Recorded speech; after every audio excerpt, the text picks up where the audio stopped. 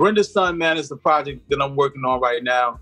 The first visual, the first record that we released is called Keep the Faith, featuring Ras J, Baraka, who's an incredible poet, and he's also the mayor of the city of Newark, New Jersey.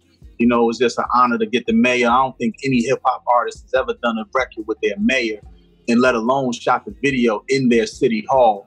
And if I'm wrong, just show me the footage. You know what I mean? But this project, I ran for city council, city government about 2 years ago in the city of Newark, New Jersey. And it's really a stressful task running for political office, especially when you haven't done it before, you know, coming off the streets, being an activist. You know, it's a lot of things. It's tedious.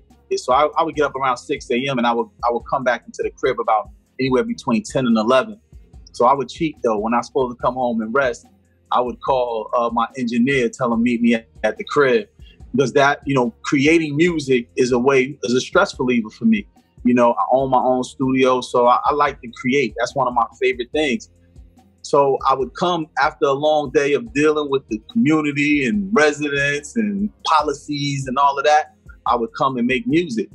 And during that time, I was just surfing through my social media, and a fan said, "Do it all. We love all the stuff you're doing in the community, but when you gonna get back to the music?" I was like, wow, they really want to hear some music. I got all this music. I just make it. I don't even release it because I'm not trying to compete against anybody out there. I just make it.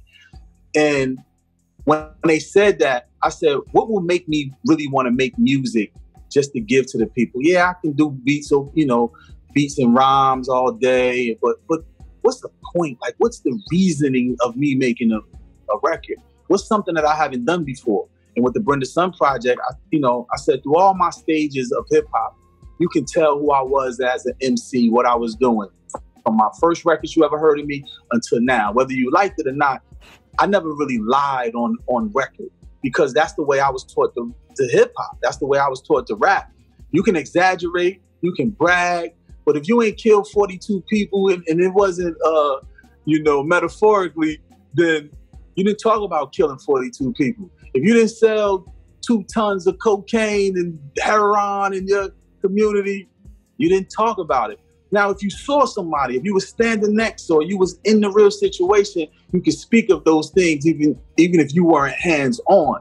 But there has to be some correlation, some affiliation to what you're talking about. That's just the way I was taught the hip-hop.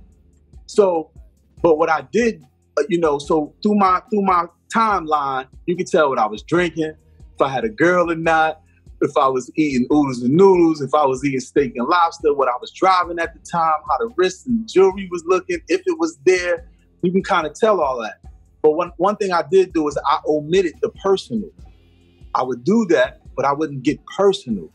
And I just started listening to Marvin Gaye one time, and I listened to Stevie Wonder. Stevie Wonder is one of my favorite artists. And I heard an album when he made, when his daughter was born. And I was like, wow, he put his daughter's birth on record. And he, you know what I mean? And he's just talking about, like, that's personal, you know? And then I heard Marvin Gaye, a song when he flew to London and he had problems. He was getting divorced from his wife. And he made this record about his divorce and going through the pains of his divorce. And Barry Gordy told him, like, Marvin, you're a sex symbol with the #1 album in the country. Nobody's going to want to hear you depressed talking about your divorce and a girl. You're a sex symbol. And it became one of his biggest records ever. But I understand why. It's because when you're personal, what I realize is somebody doesn't have to like the music. They don't have to like your flow, but they cannot tell you that this is not your truth when you speak that personal truth. And that's what I've never done on record. So this record, Brenda's Son, the project Brenda's Son, it's the personal journey of reflection of who I was then and who I am now. And if you love Laws of the Underground, that's 3 members. So I'm definitely a third of that. So mathematically, if just a third of my fans from Laws of the Underground love DoItAll, what is going to happen is that this is going to be a reintroduction to who DoItAll is, if you know DoItAll from then. And then to anybody who doesn't know DoItAll, this will be an introduction. And it's 100% authentic. I don't even want to call it real. That's why in the Keep the Faith record, I said, what's really real? Real dope? You know what I mean? Because what's real, you can be a real idiot. You know what I mean? And that's real. this record is authentic, is personal, you know, and I talk about so many different things in Brenda's Son, from child molestation to abortion, to the absentee father, to a black male growing up, to police brutality. I talk about to a woman who has to raise her son when she's not a man, you know, and all of that type of stuff. But most importantly, though, it never stops being hip hop.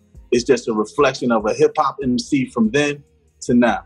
Hey, man, I just want people to know, man, I just want them to put ears on Brenda's Son. The first single, Keep the Faith, man, KTF, featuring Ras J, Baraka.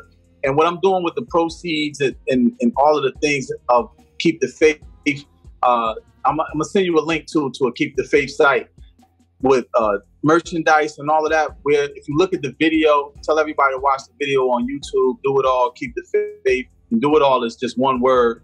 When you check it out, the gun violence, we're giving money towards to stop gun violence in our greater Newark area. We've had a problem with an uptick of gun violence lately, man. And with all of the things that's going on in our world, man, we don't need to kill each other, man. We really don't need to kill each other.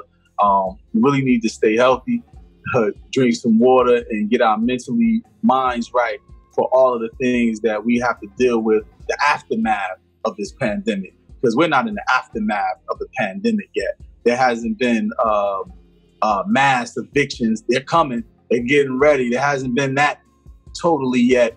There haven't been people with just no income totally yet. And I'm talking about on a massive global level. So there's things that we have to deal with, man. And I want people to be able to listen to Brenda's Son in this time, man, and still feel hip hop that pertains to right now, man.